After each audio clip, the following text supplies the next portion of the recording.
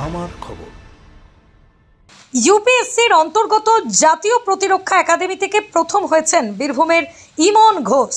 বায়ুসেনায় যোগ দিয়ে দেশের সেবা করবে আপ্লুত হয়ে জানালেন বাবা মা। ইতিমধ্যেই তাকে শুভেচ্ছা জানিয়ে এক স্যান্ডেলে পোস্ট করেছেন মুখ্যমন্ত্রী। অতীতে পশ্চিমবঙ্গ থেকে এই তালিকায় শীর্ষে কেউ ছিল না। ইমনের বাবা নিজে একজন প্রাক্তন সেনাকর্মী। বাবার সঙ্গে থেকে সেনাবাহিনীর অফিসারদের থেকে অনুপ্রাণিত হয়েছে ইমন। প্রথমবার জাতীয় প্রতিরক্ষা একাডেমি এবং নেভাল একাডেমির পরীক্ষায় বসেই সফল বোলপুরের পারুইয়ের প্রত্যন্ত গ্রামের ছেলে ইমন। তার বাবা উজ্জ্বল কুমার ঘোষ বলেন, আমি দীর্ঘদিন ভারতীয় সেনাবাহিনীতে কাজ করেছি। সেই সূত্র ধরেই ঘুরে ঘুরে বেড়াতে হতো। আমার সঙ্গে থাকতো ছেলে, সে বড় বড় অফিসারদের সঙ্গে মিশেছে, তাদের দেখেছে, এসব দেখেই অনুপ্রাণিত হয়েছে। আমিও চেয়েছি আমার ছেলে বড় অফিসার হয়ে দেশের সেবা করুক। তিনি আরও বলেন, মুখ্যমন্ত্রীকে ধন্যবাদ, তিনি আমার ছেলের এই খবরে আনন্দিত হয়েছেন জেনে। আমাদের পরিবারের সবাই খুব খুশি। আমি খুবই খুশি, আমি খুবই আনন্দিত বা খুব গর্বিত মনে করছি নিজেকে যে আমি আজ নিজের ছেলের নামে আমাকে সবাই চিনতে পারছে বা আমি চিহ্নিত হচ্ছি। এই জন্য আমি খুবই আনন্দিত এবং গর্বিত। আপনার সহকর্মীরা যারা আপনার সঙ্গে কাজ করেছেন তারাও নিশ্চয়ই এতক্ষণে বিষয়টা জানতে পেরেছেন, তাদের কাছ থেকে কোনো রিয়াকশন পাচ্ছেন ছেলের সম্পর্কে?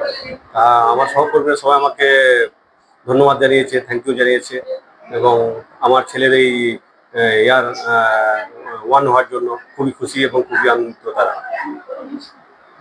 এই যে আর্মির চাকরি, সেটা যে কোনো পোস্টই হোক, একটা ঝুঁকির জায়গা থেকে আপনি নিজেও সেই চাকরি করেছেন, সেই ভয়ের জায়গা কি কাজ করছে কোথাও? ছেলে তো আবার সেই পথেই হাঁটছে, সেটাকে কিভাবে?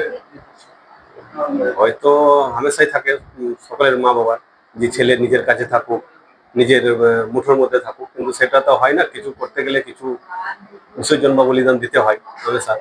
তো কষ্ট তো হয় একটু, কিন্তু কষ্ট হলে তো চলবে না। একটা দেশের ভালো কাজ করতে গেলে তাকে বাইরে ছাড়তেও হবে এবং দেশের জন্য কাজ করতেও হবে। এর জন্য আমরা সেরকম কিছু ভাবিনি যে আমার কাছে থেকে কাজ করুক। আমরা চাই তার যা ইচ্ছা সেই হিসাবে কাজ করুক। ইতিমধ্যে এক স্যান্ডেলে মুখ্যমন্ত্রী মমতা বন্দ্যোপাধ্যায় লিখেছেন, আমি আনন্দিত ও গর্বিত যে বীরভূমের ছেলে ইমন ঘোষ ইউপিএসসি দ্বারা পরিচালিত জাতীয় প্রতিরক্ষা একাডেমির পরীক্ষায় 2024-এ শীর্ষ স্থান অর্জন করেছে। সে আমাদের সকলের জন্যই কৃতিত্ব বয়ে এনেছে। সম্প্রতি অতীতে পশ্চিমবঙ্গ থেকে কেউই এই তালিকায় শীর্ষে ছিল না, তাই সে বাকি পরীক্ষার্থীদের জন্য আদর্শ হয়ে উঠেছে।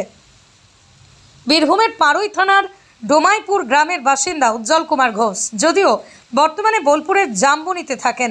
তিনি পেশায় সেনাকর্মী ছিলেন। তার স্ত্রী গার্গী ঘোষ গৃহবধূ।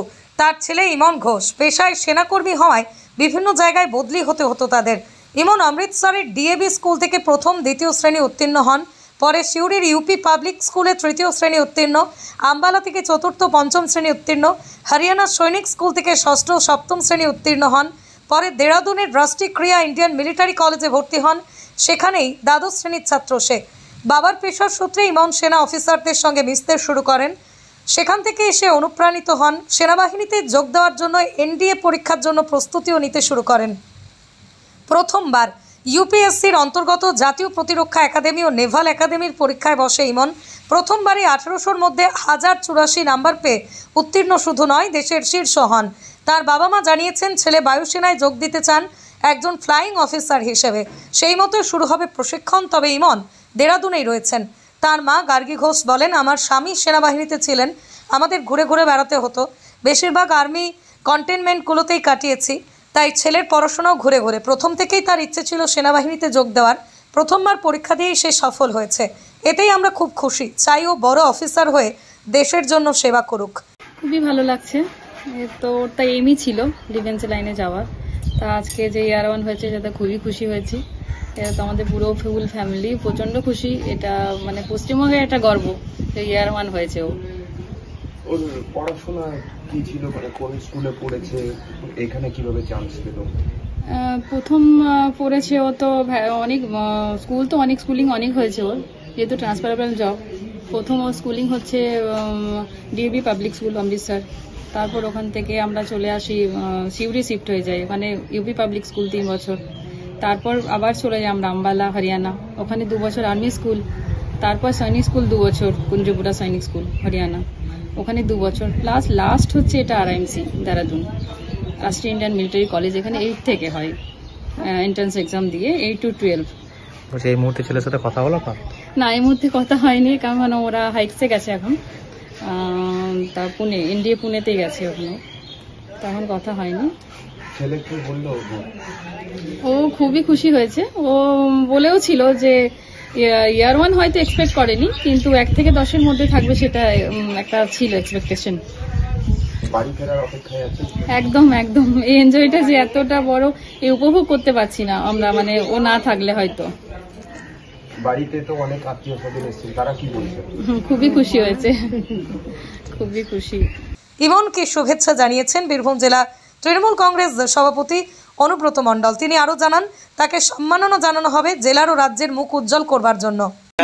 National defence academy Mamata Banerjee tweet করেছে, ইমন ঘোষ তার বাড়ি বীরভূম জেলা, তাকে আমরা সম্বোধনা দেবো, বোলপুর বাড়ি, এবং খুব ভালো কাজ করেছে। আমি ধন্যবাদ জানাই, তাকে সাধুবাদ জানাই তার পড়াশোনার জন্য। সে আজকে ইন্ডিয়ার ভেতরে ফার্স্ট হয়েছে, 100 গর্ব, নিশ্চয়ই গর্বের বিষয়। এটা বলা করতো দেহরাদূনে পড়তো।